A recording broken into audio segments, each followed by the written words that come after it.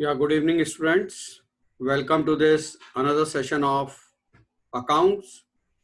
This is our fifth lecture on NPO, not-for-profit organization.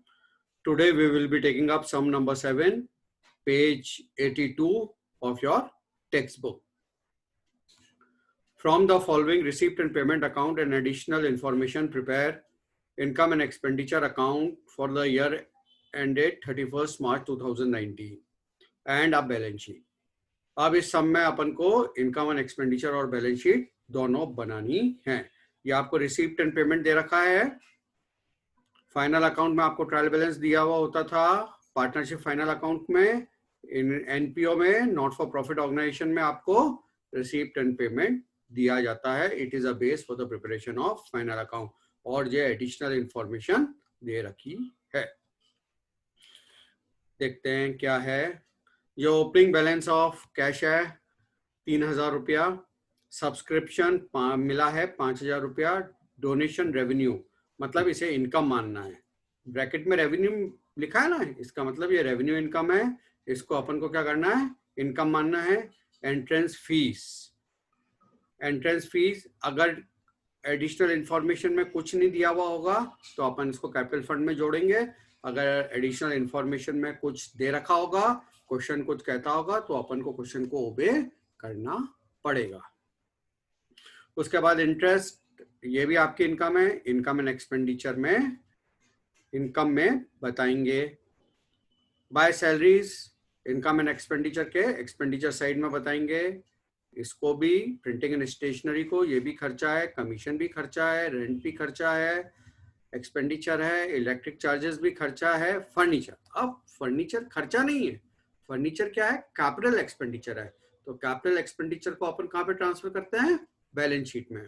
और ये closing balance दे रखा है, जो क्लोजिंग बैलेंस है वो बैलेंस शीट में जाएगा। उसके बाद आउटस्टैंडिंग रेंट दे रखा है। आउटस्टैंडिंग रेंट मतलब ये आपका रेंट है ना, इसमें देना बाकी है। देना बाकी है तो आप इस रेंट में ऐड कर दोगे और आउटस्टैंडिंग है, आपकी लायबिलिटी है। Subscription include 1000 as subscription received in advance. Next year का आपको इस साल ही मिल गया है, तो जो नेक्स्ट ईयर का आपको इस साल मिला है वो आपकी इस साल की इनकम नहीं है। तो इस 5000 में से आपको क्या करना पड़ेगा, माइनस करना पड़ेगा। अरे जो एडवांस में मिला है वो इनकम नहीं है ना, तो उसको माइनस करना पड़ेगा। और subscription outstanding for the current year, current year के लिए आउटस्टैंडिंग है मतलब मिलना बाकी है। मिलना बाकी है तो इस साल की इनकम है, तो इसमें ऐड कर देंगे।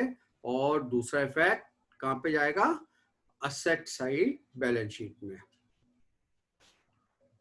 उसके बाद डेप्रिशिएट फर्नीचर, फर्नीचर के ऊपर आपको डेप्रिशिएशन चार्ज करना है 8%। कितना, 8%। तो जो डेप्रिशिएशन है वो एक्सपेंडिचर में जाएगा और असेट में से, फर्नीचर में से माइनस कर देंगे असेट साइड में। अच्छा, अब फर्नीचर को भी मैं हाईलाइट कर देता हूं। सब्सक्रिप्शन का भी मैंने आपको समझाया।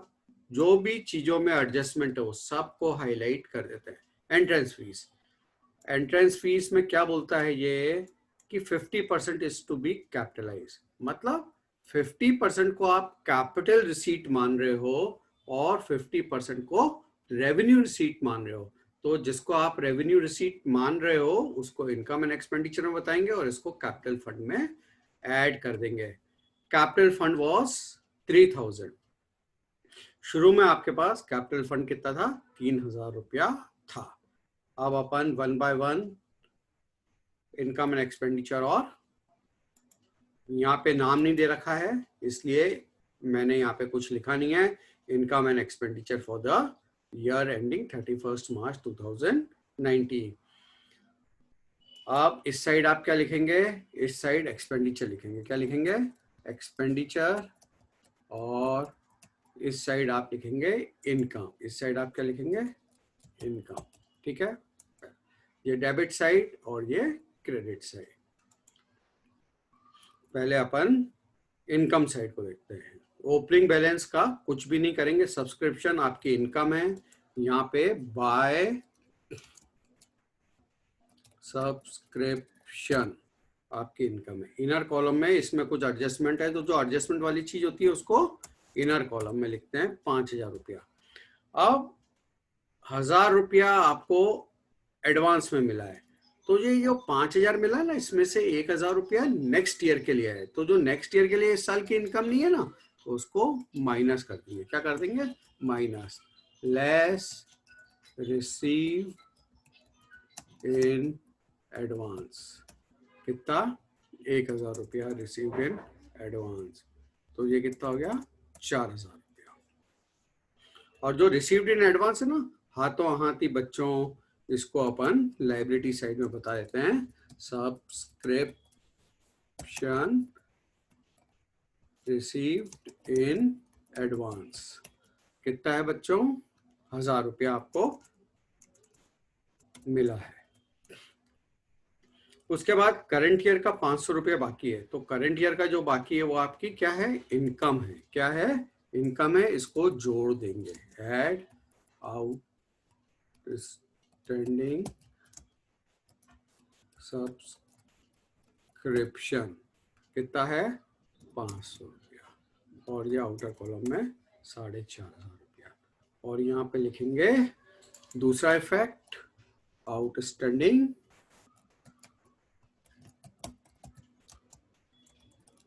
सब्सक्रिप्शन। आप लिख देंगे 500 रुपया। ये आपको वसूल करना है ना, तो ये आपका असेट हो गया।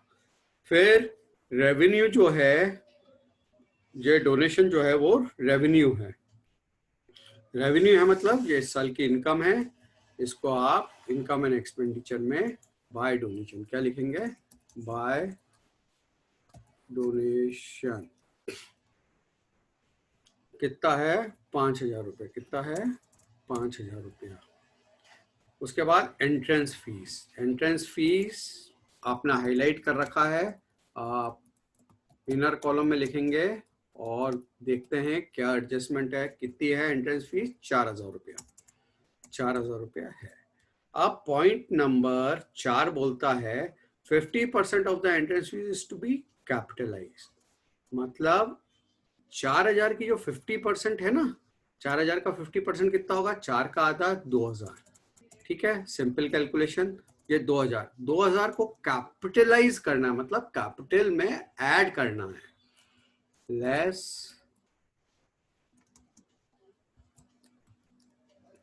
कैपिटलाइज्ड। कितना? 2,000। तो ये 2,000, देखो 4,000 में से 2,000 को कैपिटल फंड में ट्रांसफर करना है, बाकी की आपकी क्या है? इनकम है। इंटरेस्ट इस साल की इनकम है। बाय इंटरेस्ट 1,000 रुपया। बाय इंटरेस्ट 1,000 रुपया। ठीक है, ये अपनी इनकम साइड, रिसीप्ट साइड मैंने कर ली। देखो ये आइटम जो भी इसमें रेवेन्यू रिसीप्ट है वो सब आपकी इनकम साइड में आ जाएगी। ठीक है, अब ये खर्चे की साइड है, तो खर्चे की साइड सब इधर आ जाएगी, एक्सपेंडिचर में आ जाएगी।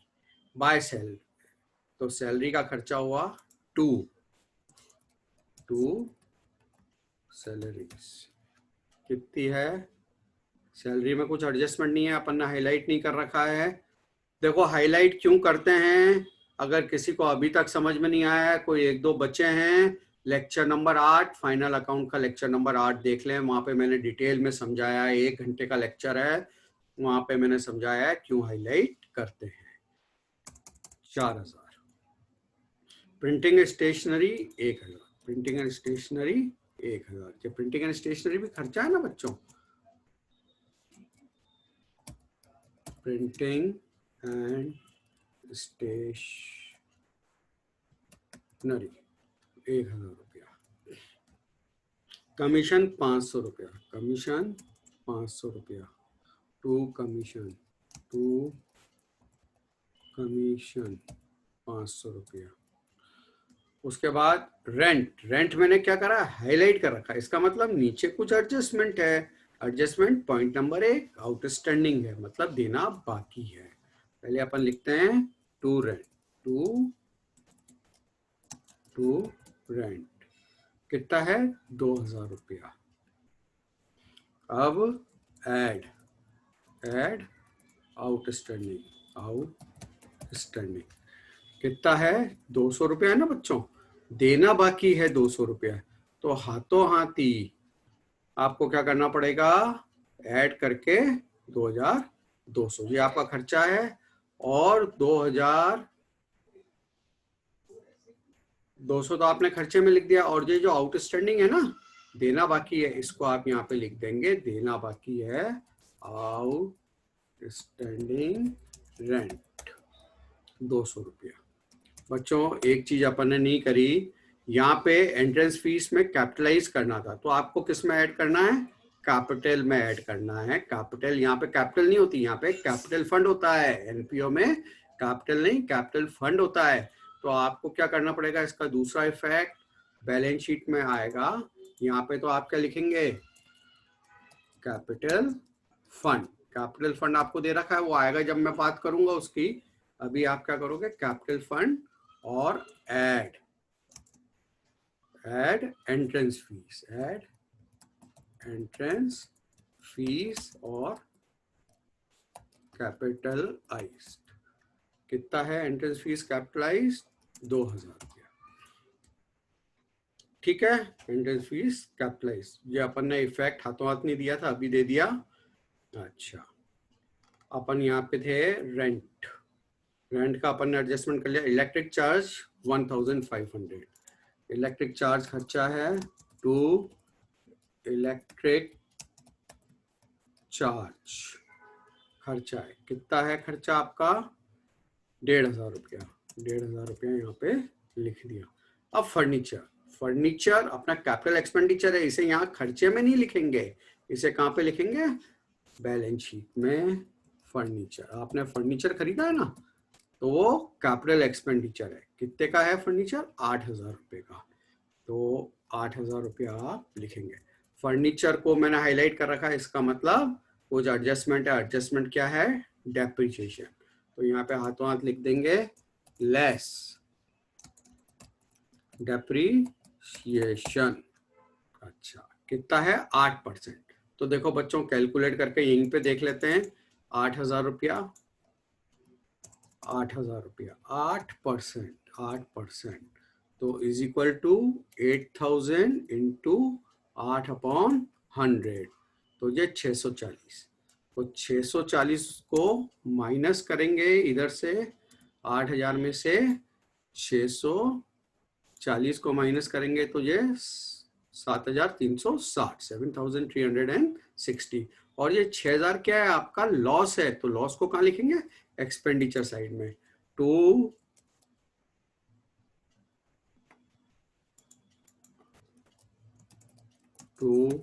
डेप्रिसिएशन ऑन फर्नीचर कितना है 640, आउटर कॉलम में लिख देंगे। ठीक है बच्चों, देखिए ये सब हो गया। आउटस्टैंडिंग रेंट अपन ने देख लिया, सब्सक्रिप्शन का एडजस्टमेंट एडवांस का और इसका कर लिया, फर्नीचर का कर दिया, कैपिटलाइज कर ली 50% ऑफ द एंट्रेंस फीस। अब कैपिटल फंड अपन ने नहीं लिखा है, कैपिटल फंड अपन ने लिख दिया था और अमाउंट नहीं लिखा था, अमाउंट है 3000 रुपया, तो 3000 लिख दिया। तो अब ये मिलके कितना हो गया 5000। अच्छा, अब इसमें ऐड या लेस क्या करेंगे, जो भी अपना, अभी मैं गलत शब्द इस्तेमाल कर रहा हूं क्योंकि आपकी आदत है, अभी क्या लिखेंगे अपन, इसका प्रॉफिट या लॉस, लेकिन एनपीओ में प्रॉफिट और लॉस नहीं बोलते हैं। क्या बोलते हैं, अपन कैपिटल में क्या ऐड करते थे, प्रॉफिट, और घटाते थे लॉस। लेकिन नॉट फॉर प्रॉफिट ऑर्गेनाइजेशन में अगर इनकम ज्यादा है तो उसको क्या बोलते हैं, सरप्लस। अगर ये वाली साइड ज्यादा है तो सरप्लस, और अगर खर्चा इनकम से ज्यादा है तो उसको बोलते हैं डेफिसिट। तो यहाँ पे अपन को क्या करना पड़ेगा, निकालना पड़ेगा सरप्लस है या डेफिसिट है। तो अपन को क्या करना पड़ेगा, इस साइड की टोटल लगानी पड़ेगी। अपन टोटल लगाते हैं SU, ये अपन ने टोटल लगा ली, इधर की टोटल आई आपकी 12500, इनकम साइड की टोटल 12500। 500। अब इसमें से अपन क्या करेंगे, खर्चों की टोटल को माइनस कर देंगे। खर्चों की टोटल कितनी आ रही है बच्चों, 9840। खर्चों की टोटल 9840। इनकम में से खर्चों को, इनकम ज्यादा है तो इसका मतलब प्रॉफिट, यहां पे प्रॉफिट नहीं, यहां पे सरप्लस। अगर इनकम ज्यादा है तो सरप्लस, तो यहां पे लिखेंगे to surplus transferred to capital, केवल कैपिटल नहीं, कैपिटल फंड। ठीक है, कितना अमाउंट है देख लेते हैं।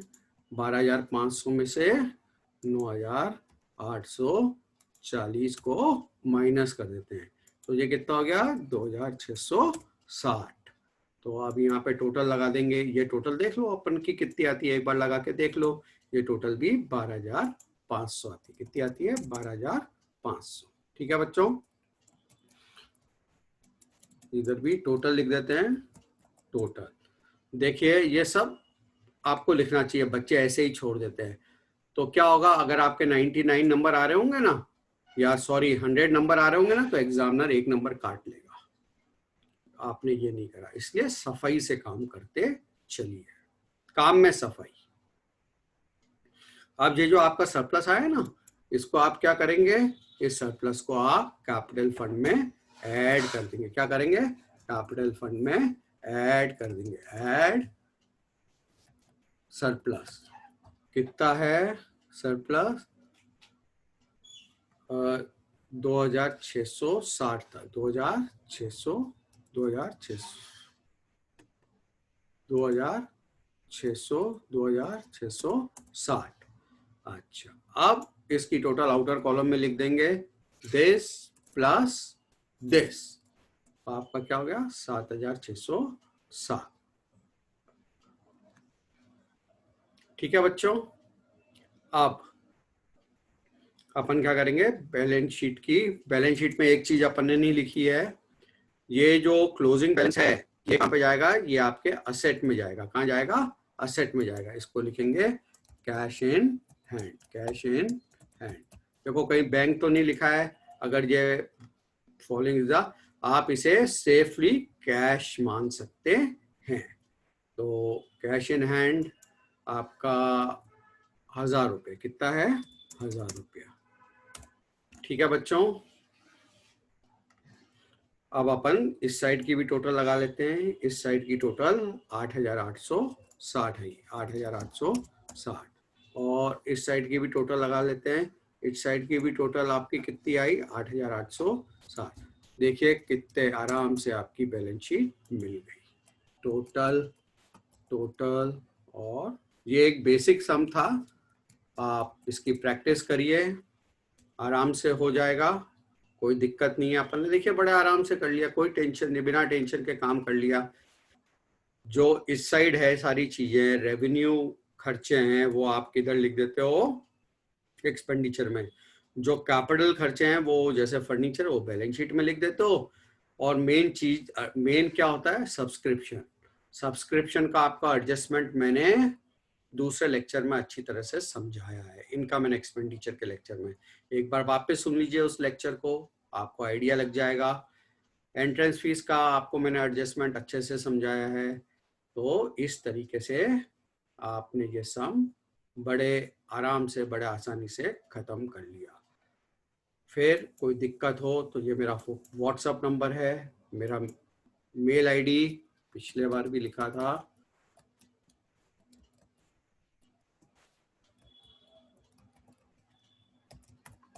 और ऊपर वाला मेरा व्हाट्सएप नंबर है। कोई दिक्कत हो तो